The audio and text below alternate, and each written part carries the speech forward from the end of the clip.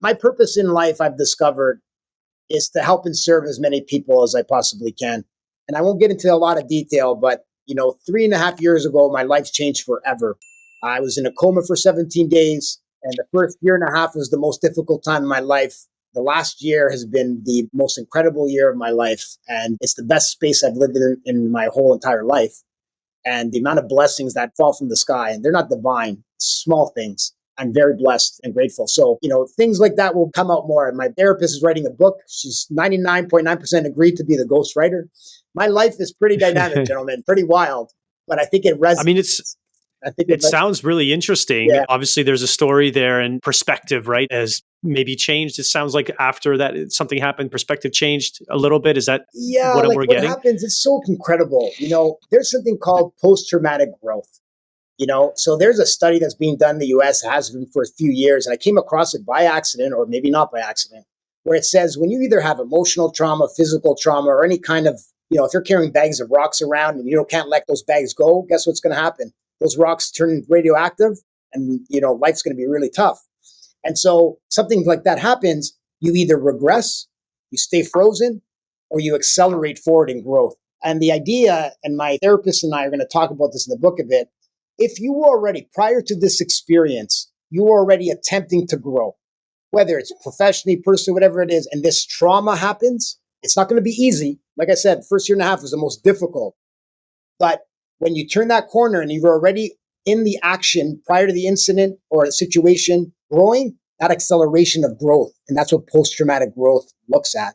But the reason they're having a hard time identifying it specifically, because they're trying to help therapists, psychiatrists with this information, it can only be gathered from the people that knew the person best, right? Close friends, family. Have you noticed a difference in them? What has been happening to them? Helping us understand what they were doing prior and doing after. So that kind of thing is part of it. And the other thing I'll ask for some perspective, I have an addictive personality. And Michael and I talked slightly about this on our last episode, but I was an addict and that label would always be with me. And my drug of choice was cocaine, but it wasn't an everyday thing, but it was part of my life for a long while. And there's an itch that happens when you're an addict. It's like a circle. You're in the baseline. If you're doing whatever drug it is, you go above the line. There's a world, there's a space that's real. What happens? You come down, you go below the base. You're there, ugly world below the base. You come up, then an itch on the shoulder. Hey man, start to party. And then it's rinse and repeat. And that's the struggle addicts go through in this cycle that they live in. But after this incident for me, when I woke up, yes, a year and a half was the most difficult. And I had doctors calling me, do you feel depressed, suicidal? I had a epidural hematoma. So swelling of the brain, had to take the scalp off the thing, and it's really dramatic. I almost died. But even that incident was a blessing. So doctors were calling me, and I'm thinking to myself, no, I'm not like that. What's going on? And then finally, I was feeling like I was walking through molasses. So imagine wearing boots and socks. Boots comes off, then the sock. You put the sock back on, then the boot. And it's over and over again. So I finally went to talk to one of my dearest friends. And I said, Jesse, I'm thinking of going to see my family doctor because this last year, doctors have been calling me, following up, asking me if I'm depressed or whatever. Maybe I should go talk to my family doctor about medication because maybe that's what this guy needs. And she goes, but I don't know how I feel about that. And everybody has this stigma about mental health and what we should do about it and what we shouldn't. Everyone struggles with it. And Jessie, in the best way she knows how, Mike, man, you said, rip lines of cocaine and didn't give a shit. And now you're worried about taking medication? I go, okay, fair, good point.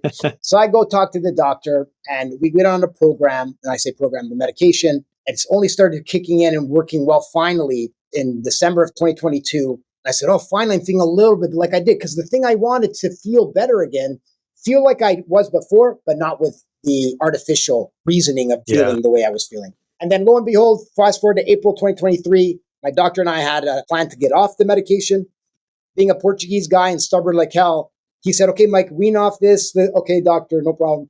Stop taking it as soon as I got home from the visit with them. Holy, 3 days later, I thought I was ready to throw up. So I went off the weaning and I've been off it now and I feel great. What I learned from that is that if I ever find myself in a dark place or somewhere where I'm struggling and it's lasting a long time, maybe I need to go see my doctor. My family doctor. I don't need the artificial stuff.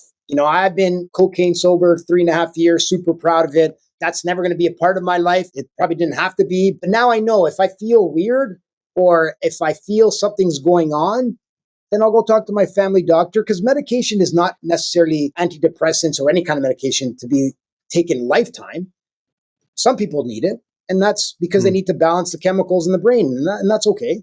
But I used it for an 8-month period, and I feel great. The only drug I'm on now is the drug of life. So it's awesome. So it's awesome. And your point about mental health is so well made. It is something that used to have more of a stigma. I hope that as time goes by, that stigma is stripped down and left by the wayside. You were absolutely right. I think we all struggle with it at one point or another. So congratulations on that. That is a really heartfelt and inspiring story. Thank you. Thanks for opening up a little bit on that. I think that's really important for just the reason that you said, and normalizing this a little bit. It doesn't have to be such a stigma. No. We all have stories, we all have problems, right? Sometimes, as Joe mentioned. So I think it's really cool that you're able to share that. One thing I'll thank my parents for. My mom, God love her, still around. She loves to talk. Okay. And my dad's a little more quiet and reserved. I came from a family of cleaners. They had a cleaning business. The reason I got into banking was because of my mom. My brother and I used to go with them to clean, right? And all kinds of different branches my dad had contracts for. And there's a branch manager at TD Bank, Peter Miller. My mom used to go into his office. Oh, Mike, if you ever became a branch manager, I would buy you a chair. I'm like, oh, okay. I'm what, 10, 11, 12? I don't know. It's just whatever. And then it ended up happening that way. It was quite funny. But they always made me know that it's okay to speak your truth. What's happened to you in your past doesn't define who you are. What's happened in your past and what you do with it defines who you are, right? And so I'm glad to be the torchbearer of talking about, because God knows my life has not been perfect. Some of my friends after the most recent things said, man, you're like a cat. You have 9 lives, but it's like 12. Like you're like more than a cat. But I'm now in the most, like I said, the best space I've lived.